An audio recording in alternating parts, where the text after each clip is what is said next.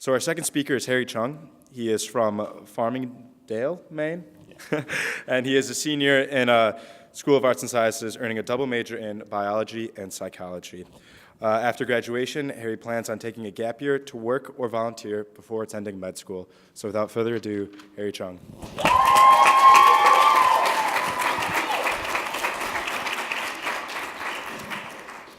Hi, everyone. Can you hear me? Yeah? Cool. So like John said, my name's Harry, and the title of my talk is Leaving Your Mark on the World.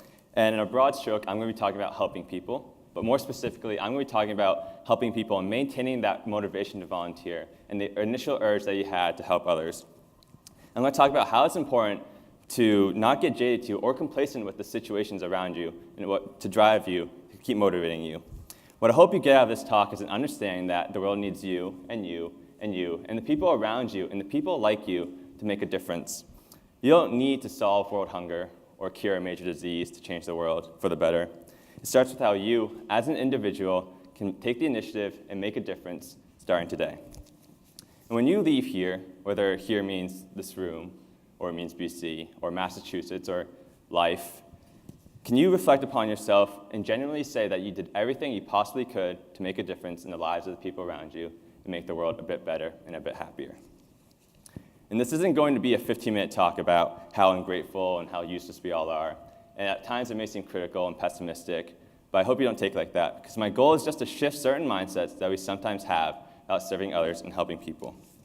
It's going to be a 15-minute talk about how helping others is most effective when you truly believe in the cause that you're working for. It'll be about how easy it is to give up on volunteering when things get busy, or when things get tough, or when the things around you seem so terrible that you don't want to do it anymore. It's going to be a 15-minute talk about some of my experiences volunteering, helping others, my thoughts, my feelings, but most importantly, my failures while doing so. And I want to share it with you because it's changed how I view the world and how I want to live my life. And I hope I can change your perspective on it too, and maybe help you change your life. It's going to be a 15-minute talk that I hope will inspire you to be an instrument of change, because the world is constantly changing and not necessarily for the better. But the capacity to turn the tide so that it is changing for the better starts here in this room. Word. Because we go to a university that encourages others to help. At Boston College, according to student admissions, over 80% of students will volunteer in some sort of capacity.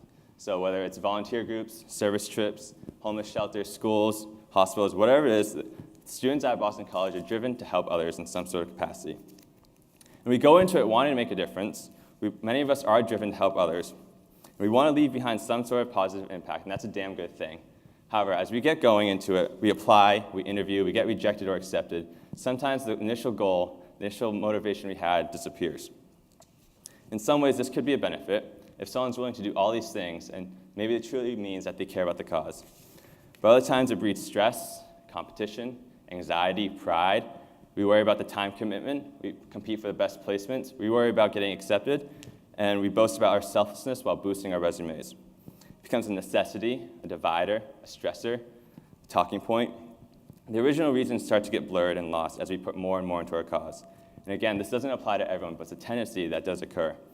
When we begin to lose that motivation, and when we begin to forget why we want to help people, the battle is already on its way to being lost. So on campus, shameless plug, I'm on the e-board for a group called Camp Kesem Chestnut Hill. And what Camp Kesem does is try to hold a free week-long summer camp for children whose parents have or have had cancer. The essential idea being giving these children an opportunity to meet other kids in their situation and have a free week-long summer camp to take back the childhood they lost with their parents' diagnosis. And for the past few years, my role has been the volunteer coordinator of Camp Kesem Chestnut Hill, meaning I recruit counselors and train them to work with these kids. And I joined Kesem because I wanted to make a difference in these kids' lives, and I knew what it felt like to have a family affected by cancer. But organizing and planning a free summer camp for kids is a lot of work. We started Camp Kesem my sophomore year, so a couple years ago now, and that first year was a lot of work. We worked constantly throughout the year, and it was hard. We just had to make sure the camp could run. And especially that sophomore year when there was a ton of blizzards and I was taking Orgo and all those exams, it was really easy and tempting to put Camp Kesem work on the back burner. And I started just going through the motions. I started just trying to meet deadlines. and my work for Kesem suffered because I wasn't putting the best self that I could possibly be into my work. My end goal of helping these kids got diluted to the point where sometimes it was forgotten. But when I got to camp that summer, it was the last week of summer before my junior year, I got to meet these kids, and I saw a part of myself in them. I saw a part that just wanted someone there for them, that just wanted a family, that just wanted to be happy. And I got to hear these kids' stories, and I got to meet them all. And I got to see kids who had been lonely for so long become best friends with each other. And I started to realize that I hated myself for letting them down. They didn't know it, but I'd spent several months of my life not giving them my best self, because I had forgotten that initial motivation that I had to help them. I had forgotten the reasons why I did what I did. And maybe if I hadn't gotten so self-absorbed and just started going through the motions, their lives could have been a bit better, but I didn't do that. So I went back to school determined to not let them down again, not let down the rest of the group, because people in Camp Kesem, Chestnut Hill, truly care about the cause they believe in. Everyone that's involved is so genuine. For them, it's not about resumes or recognition or pride. It's about what they as individuals and as part of a team can do to make the people around them, their lives better. And that's what makes the work better, and that's what makes the product better, because everyone in Kesem truly cares what they do. Because of that, we can affect more lives that way. So one takeaway that I hope you get from this plug about Kesem is that never forget your initial motivation to volunteer, because the best way to help other people is to wholeheartedly believe in what you're doing. And so now, in a talk about encouraging selflessness, I'm going to keep talking about myself. That's a blank screen. So I spent 2.5 months of the summer before my junior year volunteering in India. And I volunteered in a slum area called Faridabad, which is right outside of Delhi. And what I did there, I spent half my time working on health campaigns. So here's one. Oh, that's a child. Here's one right here. So what we did is we would give physical exams. We would hand out medications, vitamins. And the other half of the time I spent teaching in a slum school, working with kids K through 12, primarily kids in kindergarten and 6th grade. And I know you've heard it all before. You've heard about the hunger, you've heard about the homelessness, you've heard about the disease. But I'm going to tell you right now that's a lot worse than the worst things you've heard. I would wake up every morning, I would go out into the community, and I feel like I was just being emotionally assaulted all the time by the things I saw.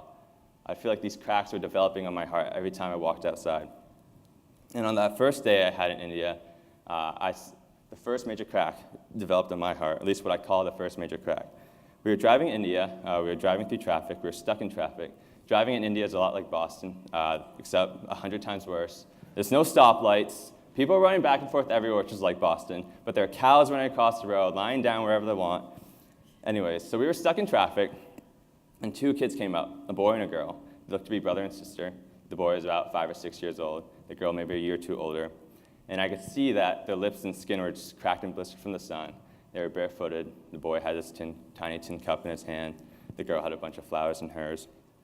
And the boy walked up to the window of the girl behind me, knocked on the window, held up his tiny cup, and said, motioned to his mouth and said, "Kana, kana kripya," which means food, food please. And his teeth were tiny and tinted yellow. His gums were black. He was barefooted. He was really weak and frail. And his sister knocked on my window, and she held up the flowers, and I could see that they were painted red, they were dyed, they were fake, trying to trick someone into buying them. She didn't say anything. She just stared at me through the window, hopelessly. Didn't even expect me to help, just held up the flowers and didn't say a word. And it's been nearly a year and a half since that moment, but I still remember those eyes looking at me distinctively, those flowers in her hands, the hopelessness. And I still hear that boy's voice in my head, "Kana, kana kripya," food, food please. And I remember lying in bed later that night, crying, because I felt so useless. I'd spent my time complaining about Eduroam and my iPhone. I didn't have to worry about getting sick. I didn't have to worry about being hungry or thirsty. I didn't have to worry about shelter. If I got sick, I went to the doctor. If I got hungry or thirsty, I went to lower. If it was thundering or blizzarding, I went to my dorm room. And I just felt so useless for not appreciating those things in my life. And over the next few weeks in India, those cracks that I keep referencing, they kept forming on my heart. Have you ever held a malnourished child in your arms? Because there's a severe type of malnourishment called kwashiorkor malnourishment, and it happens when there's no protein in the diet. And symptoms include being extremely underweight, stunted growth, swelling in the ankles and feet. And when you hold a child with kwashiorkor syndrome in your arms, the first thing you notice is kind of counterintuitive. They develop this pot belly. And it's because the body is literally eating away all the muscle for protein, and there's no more abdominal muscles to hold in the stomach. And I saw many of these children while I was working in India, and I examined their anemic skin. I talked to the equally weak parents. I talked to the kids day in, day out, whether it was kwashiorkor syndrome, anemia, malaria, typhoid, tuberculosis, whatever it was, hours and days working with these people. And these aren't isolated situations in India. In India, about 50% of children are malnourished in some sort of capacity. Another half of those 50% will die. Meaning every morning that I walked into my kindergarten class, I had to look around and think that a quarter of these kids would die young. Or I would walk into my 6th grade class and think that statistically, 28% of these kids would be homeless if they weren't already. But a few weeks in, I found myself thinking about this less and less. Like Kesem, I just kind of started going through the motions. I went in with my heart cracked, but eventually it just kind of became like a rock, and it wasn't cracking anymore. I found myself getting jaded to situations. I'm not saying I lost empathy or I stopped caring about them. I'm just saying that, to me, I became conditioned to them, and that, I would walk down the streets and see 30 homeless people in the span of 5 minutes. Sure. I would hold a starving toddler in my arms. Okay. To me, it started to become normal, but it wasn't normal. And I felt ashamed for feeling that way, for almost accepting it, because I just got overwhelmed by the fact that every time I stepped outside, everything around me seemed so bleak that I didn't feel as if one person, myself, could make a difference in the world. And I just felt hopeless every time I stepped outside, stepped out into the community, stepped into the classroom. And it took another major hit on my heart to form another crack. So one weekend, I was with a couple other volunteers waiting for a bus when 2 12-year-old boys walked up to us. They were holding these giant trash bags to scrounge through litter with. They were barefooted, obviously. And they came up to us, and we normally became stoic in these situations. We knew we couldn't help every person that came up to us, so we tried to look like we weren't compassionate about it. But they broke us down by talking to us, so we bought them food. A couple of the girls I was with bought one boy food. I bought the other food. The boy I bought food for was named Tushar. The other was Aman, 2 pretty common Indian names. Also the name of 2 of my 6th grade students. So we just talked for a while. They ate the food, and then they left, and I thought that was that. But about 10 minutes later, Tushar came back, and it was a bit different this time. He was walking very unsteadily. His gait was off. His words were really slurred. And I looked into his eyes, and I saw that they were extremely dilated. And I knew that he had spent the money that I'd given him for his next meal on drugs. And this is why I'm not telling you this because it's the saddest thing I saw, and I wasn't necessarily mad at him for using my money to buy drugs instead of food. I'm telling you this because I realized that he had no one there for him. Whereas I lived a life full of people that love me. I have a great family. I have friends, many of them who are here today, that support me in everything I do. I have professors. I have mentors to guide me whenever I need something. But he had no one to help him make the right decisions and no one to prevent him from making the wrong ones. And I realized that I had lived my life so incredibly ungrateful for these things, and I just felt like absolute trash. And I realized that I started to reflect upon myself. What was I doing in India? I felt for so long that I couldn't make a difference. I had started to develop this jadedness to the situations around me. But I was getting complacent to the situations of the students around me. And students that I started to care about, students that could end up like Tushar and Aman on the streets. And I started to think that a person couldn't do anything, but I was wrong because a single person can change one person's life. And I realized I needed to reopen up myself, to allow myself to be vulnerable, to become emotionally vulnerable. Because to me, being emotionally vulnerable to situations around me was preferable to the ice-cold apathy I'd started to develop for the hardships around me. I'm not saying I need to let the sadness take over. I'm just saying I need to reopen myself to that original sadness and shock that I'd felt. So these are some of my students. This is a 6th grade class. This is a 6th grade class. These are some of the kindergartners. Let me ask you, is there a single person in your life that you feel like has influenced you significantly, who has made you a better person, or has made you the person that you are today because they pushed you, or they inspired you, or they made you want to be the best you that you could possibly be? And I realized that I could be that person for a lot of my students, even if it was just a few of them. And because I realized that I needed to open myself up to letting myself get hurt by these situations again, I felt an almost tangible difference in the difference I was making in these kids' lives. I felt like we could communicate better. I felt like they trusted me more because I rediscovered the passion that I had felt that first day when I had that first major crack in my heart. And I realized that I needed that motivation again because I started to lose that passion. And I felt like an idiot to lose hope in the world and lose hope in myself as an individual to change the world. So my last day of teaching India coincided with the birthday of Shiva Singh. So it was August 14th. It was also the day before Indian Independence Day, so we weren't really doing much in the classroom. A week ago, I'd asked Shiva how he usually celebrated his birthday. And he said he had never celebrated Harry Sir, which they call me Sir for some reason. And so I came in the next week with a cake to surprise him, and I brought in gifts, books as parting gifts for all my students. And Shiva said that he had never felt so happy before after that moment. And I realized that I could do little things like that could change people's perspective on life. And so we were sitting around that last day, eating cake, talking, and I asked them what they wanted to do with their futures. And at first they didn't know what the question was asking because they never thought so far ahead towards the future. They didn't know what to think of. They didn't know the answer, but I persisted. And Shiva, he said he wanted to be a wrestler for some reason. But he's a 14-year-old boy. He wanted to be a wrestler. Okay. Pooja said she wanted to be a dancer. Shabana said she wanted to be a doctor. Her brother Umar said he wanted to be a general. He looks like he would want to be a general. And my best student, and low-key my favorite student, Nisha, said she wanted to be a prime minister of India. And of course, Umar said girls are no good in politics. So I told Umar to sit down and be quiet. And so Nisha sat down, looked a bit bummed, and said, okay, seamstress then. But I told Nisha to stand back up, and I told her that girls could do anything that boys could do, and that she was smart enough to be whatever she wanted to be. So she said, okay, Prime Minister Nisha then. And as I left, I gave them one last assignment, and I told them to do whatever they could to be whatever they could be. And they hugged me, and Shabana said, thank you, Harry Sir, for helping us. And it's been over a year since then, but I haven't seen any of them. I haven't talked to any of them.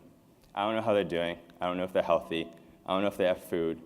All I can hope is that they remember what I told them, that to do whatever they could, to be whatever they could be. And I don't know if I made a difference in these lives, but I felt like because I had maintained that motivation that I did.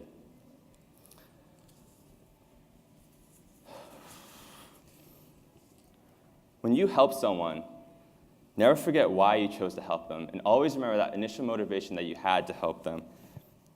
Like I said, you don't need to solve world hunger, or cure major disease, or even solve world peace, or cause world peace, I don't know. Never feel as if one person isn't enough to make a difference, because one person can make a difference in someone's life. But that's not enough. It's great, but it's not enough. You should always do more. You should always look to do more. Whether it means going the extra mile for one person, or whether it means helping one or two more people, always look to do more. Don't get complacent. Don't close your heart. Let yourself be emotionally vulnerable enough to help others, because there's nothing more motivating and more human than seeing someone less fortunate than you, seeing someone that needs help, and being filled with the zeal to help them. Because there's so much that has to happen to fix this world, but the first thing that absolutely must happen is to remember why you choose to help people. Remember why you need to. Don't ever, ever settle for the bare minimum. When I was in high school, I was a member of my high school's Key Club. At the end of every meeting, my advisor, Mrs. Leinbach, would charge us with this task to go do something good for someone. So as I leave you here today, I charge you all with that same task to go do something good for someone. Thank you.